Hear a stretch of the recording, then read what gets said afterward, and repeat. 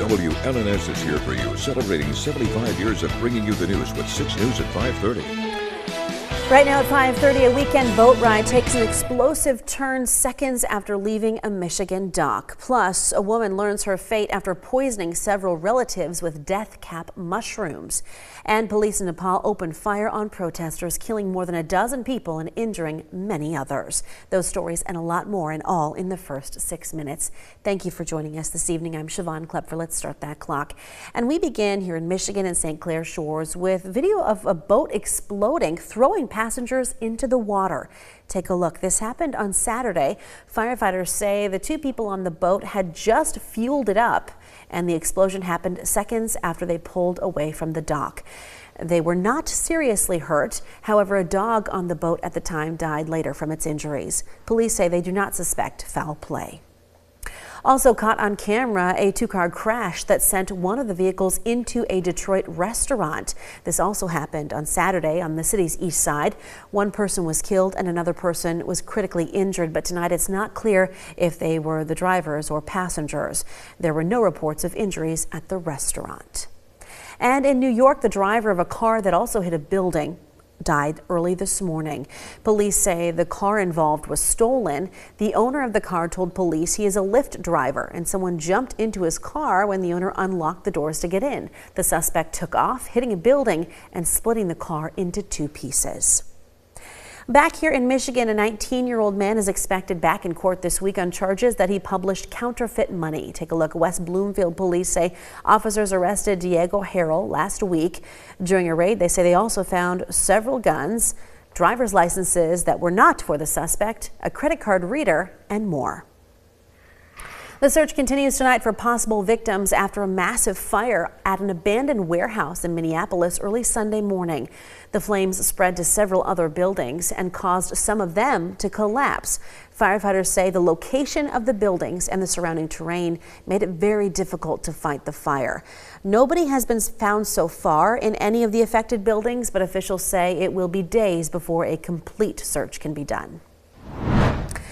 In Australia today, a judge sentenced Erin Patterson to life in prison for poisoning 4 of her estranged husband's relatives with death cap mushrooms. She was convicted in July of murdering her parents-in-law and another relative by serving them beef Wellington pastries laced with the deadly mushrooms. Patterson was also convicted of attempting to murder another person who ate the food, who spent weeks in a hospital. Her husband was invited to dinner but did not come. Police in the capital city of Nepal opened fire on protesters today, killing at least 17 people. 145 other people were injured. Demonstrators were protesting against government regulations on social media and YouTube. Tens of thousands of people came out, angry that the government was trying to make tech companies submit to their oversight. Police say 28 officers were also injured as protesters pushed their way past barriers around the Parliament building. In the Caribbean nation of St. Martin, one of the landing gears on a Boeing WestJet airliner collapsed as the plane was landing Sunday.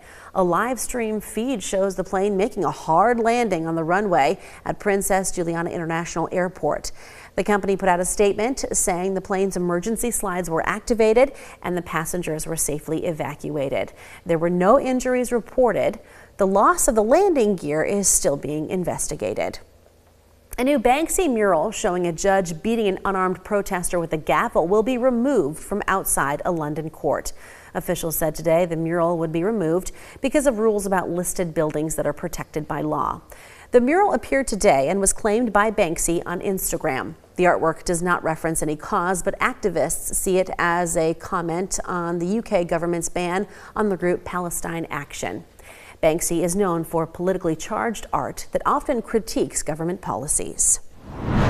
Russia continues to intensify its attacks on Ukraine, launching the largest air assault in nearly 4 years of war. Russia deployed a swarm of more than 800 drones this weekend, according to Ukraine's Air Force.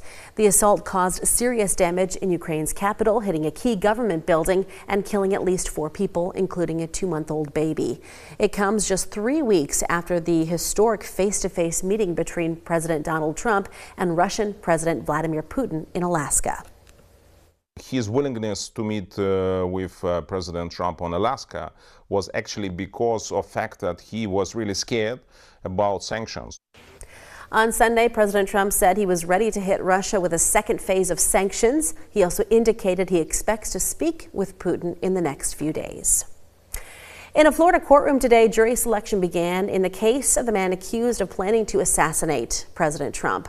Prosecutors say Ryan Ruth wanted to shoot then-candidate Trump last year while golfing, but a Secret Service agent interrupted that attempt.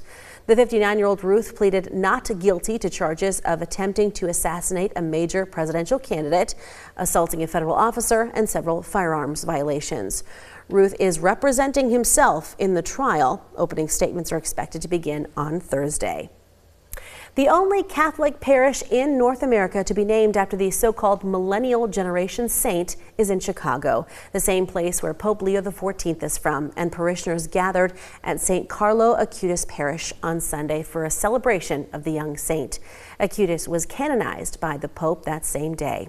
During the service, the Reverend blessed two 150-pound bronze statues of Acutis and a portrait of Acutis, who is nicknamed the Saint Next Door, and a soccer ball were carried by the mass procession. Some parishioners wore soccer jerseys. And wrapping up our first 6 minutes of news, a cloud resembling a tornado could be seen north of Las Vegas on Friday night while a lightning storm swept through. Weather officials have not confirmed that there was an actual tornado, however, but that didn't stop a witness from getting the funnel-shaped formation against the background of those lightning flashes on video. The man who took the video says whether or not it was a tornado, Kendall, it was still an SLC, and that stands for Scary Looking Cloud. That's what do you see, Kendall? Term, SLC? An SLC. I had never heard of that. I love it. We get plenty of SLCs here. Yeah, I know it was hard to see. I'm wondering your thoughts on if you maybe think it was a tornado or not. I have to look a little bit closer to the video. Still too soon to say, but you know, it looks scary nonetheless. Any scary looking clouds around here, Kendall? That's the question. No, we have plenty of sunshine and some warmer temperatures that we get to be treated to this week, Siobhan. Your full forecast right after the break. Thank you for that. And then later, more young people are turning to side hustles to get by. We're going to show you how in this week's Money Monday. That and much more still to come, so keep it right here.